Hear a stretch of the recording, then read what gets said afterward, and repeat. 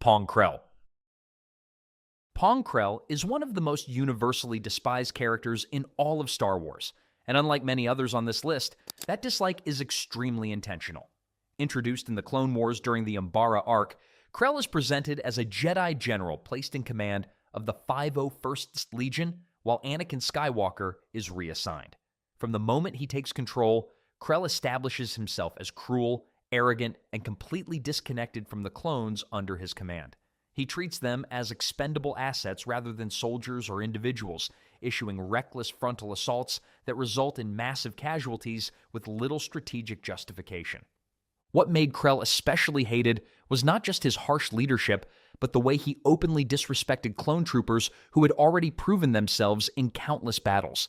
He refused to learn their names, mocked their concerns, and punished insubordination harshly, even when that insubordination was motivated by survival or common sense. His tactics on Umbara were intentionally vague and poorly communicated, leading to confusion on the battlefield and directly causing clone units to fire on one another in a tragic friendly fire incident. This moment is often cited as one of the darkest and most infuriating scenes in the series. The reveal that Krell was secretly aligned with the dark side only cemented fan hatred rather than softening it. His motivation was not a tragic fall or moral conflict, but pure ambition. He believed the Jedi Order was doomed and sought to position himself favorably under the coming Sith rule. Even then, he showed no loyalty to clones, Jedi, or ideology, only to his own advancement. His betrayal reframed his earlier cruelty not as incompetence, but as deliberate disregard for clone lives, making his actions retroactively even worse. Krell's downfall at the hands of the very clones he abused is widely regarded as satisfying, but also deeply tragic. It highlights how the Jedi Order failed to protect its own soldiers from leaders who saw them as disposable.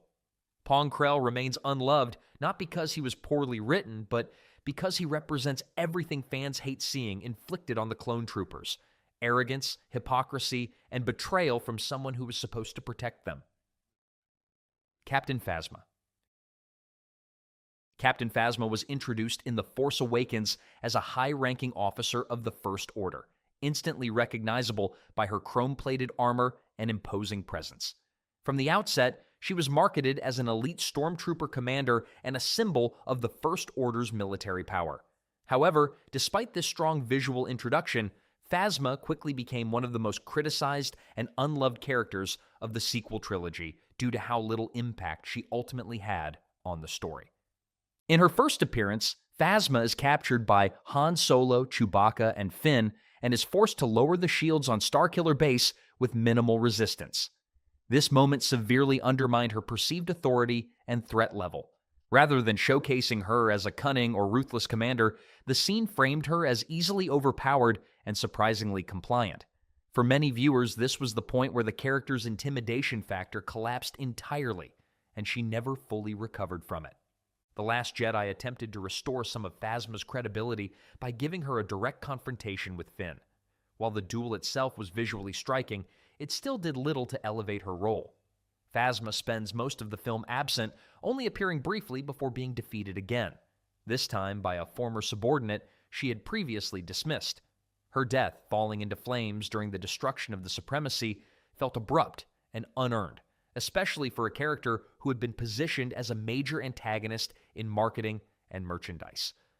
What frustrates fans most about Captain Phasma is not her personality or concept, but the wasted potential. Expanded material reveals that she is ruthless, self-serving, and highly adaptable, yet none of this is meaningfully explored on screen. As a result, she is often remembered less as a powerful villain and more as a missed opportunity, a character who looked important, sounded important, and was treated as disposable by the narrative. Admiral Motti. Admiral Conan Antonio Motti is a minor character in A New Hope, but his brief screen time left a lasting negative impression that has carried through decades of Star Wars discussion. As a high-ranking Imperial officer aboard the Death Star, Motti represents the old-school military leadership of the Empire. Career officers who rose through conventional ranks and viewed the rise of Force users like Darth Vader with open disdain. Motti's most infamous moment comes during the Death Star conference room scene, where he openly mocks Vader and dismisses the Force as an outdated superstition. While this arrogance is intentional and serves to highlight Vader's power, it also firmly establishes Motti as smug, short-sighted, and emblematic of Imperial hubris. He speaks with absolute confidence, despite being surrounded by overwhelming evidence that Vader is not someone to be challenged casually. This attitude makes him instantly unlikable, even before consequences arrive. His punishment, being force-choked mid-sentence in front of his peers, is one of the earliest demonstrations of Vader's dominance, and it completely humiliates Motti. Rather than earning sympathy, the scene reinforces fan dislike, as Motti's arrogance is proven catastrophically wrong. He is silenced, powerless, and exposed as someone who overestimated his own importance within the Imperial hierarchy. The moment is memorable precisely because it is so abrupt and definitive. In later canon and Legends material, Motti's background is expanded slightly, portraying him as a staunch believer in military supremacy over mystical power. While this adds context, it does little to rehabilitate his image. Motti is often remembered as the officer who underestimated the Force and paid the price, a cautionary example rather than a respected figure. His unpopularity stems from what he represents: arrogance without substance, authority without wisdom, and the Empire's fatal tendency to dismiss what it does not understand. L-337. L-337 is one of the most divisive characters introduced in Solo, a Star Wars story, and her reception among fans has remained largely negative since the film's release. As a reprogrammed droid co-pilot aboard the Millennium Falcon, L3 is portrayed as outspoken, confrontational, and aggressively opinionated. While droids in Star Wars have often had strong personalities, L3's constant commentary and confrontational behavior made her stand out in a way many viewers found grating rather than charming. A major source of backlash comes from how L3 dominates scenes she appears in. She frequently interrupts dialogue, derails momentum, and injects herself into conflicts that already have established stakes. Instead of complimenting characters like Lando Calrissian, her presence often overshadows him, reducing moments that could have expanded his character into arguments or speeches. For many fans, this made her feel less like a supporting character and more like a narrative obstacle. L3's role in the Kessel sequence is another point of contention. Her push to liberate droids during a chaotic prison break creates additional destruction and loss of life. Yet the story treats this as a righteous act without examining its consequences. The sudden uprising is framed as empowering, but it also directly contributes to the collapse of the facility and the deaths of multiple characters. The lack of reflection on this outcome left many viewers frustrated, as the film moves on quickly without addressing the cost of her actions. Her final narrative impact, having her consciousness integrated into the Millennium Falcon systems, has also been widely criticized. For some fans, this recontextualizes the Falcon from a beloved ship into something unsettling, implying a trapped sentience rather than a machine with personality. Instead of enriching the Falcon's legacy, this revelation has made certain moments from the original trilogy uncomfortable for some viewers. L-337 remains unloved not because she lacked ideas or themes, but because her execution felt heavy-handed and disruptive to the tone of Star Wars storytelling. DJ. DJ, introduced in The Last Jedi, is one of the most polarizing and frequently disliked characters of the sequel trilogy. Found by Finn and Rose in the Canto Bight prison, DJ presents himself as a slicer, with no allegiance to either the Resistance or the First Order. From the beginning, his philosophy of moral relativism, summed up by his repeated good guys, bad guys, made-up words, puts him at odds with how Star Wars traditionally frames conflict. A major reason fans dislike DJ is that his role feels intentionally cynical in a universe that has long been built on clear moral choices. Star Wars has always allowed for smugglers, rogues, and morally gray characters, but DJ takes this a step further by rejecting the idea that ideals matter at all.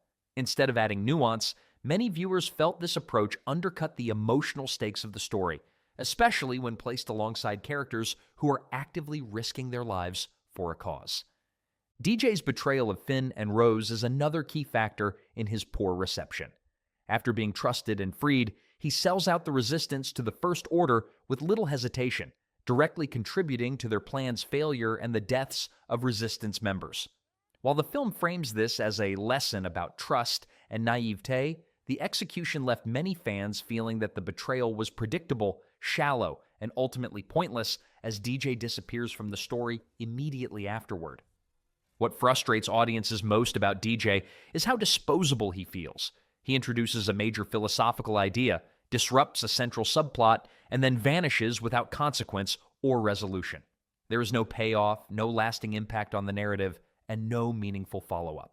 As a result, DJ is often remembered not as an intriguing wild card, but as an unnecessary detour whose presence weakened the momentum of an already controversial film. Nute Gunray. Nute Gunray is one of the most consistently disliked villains in the entire Star Wars saga, appearing across the prequel trilogy and the Clone Wars as the public face of the Trade Federation. Introduced in The Phantom Menace, Gunray serves as the political and military leader behind the blockade and invasion of Naboo, an act that directly sets the events of the prequel era in motion. Despite his importance to the overall story, he is rarely taken seriously by audiences. A major reason for Gunray's poor reception is how ineffectual he appears on screen. Although he holds enormous power on paper, commanding massive droid armies and fleets, he is portrayed as fearful, indecisive, and easily manipulated. He constantly defers to Sith Lords like Darth Sidious and Count Dooku, acting more like a panicked middle manager than a galactic threat.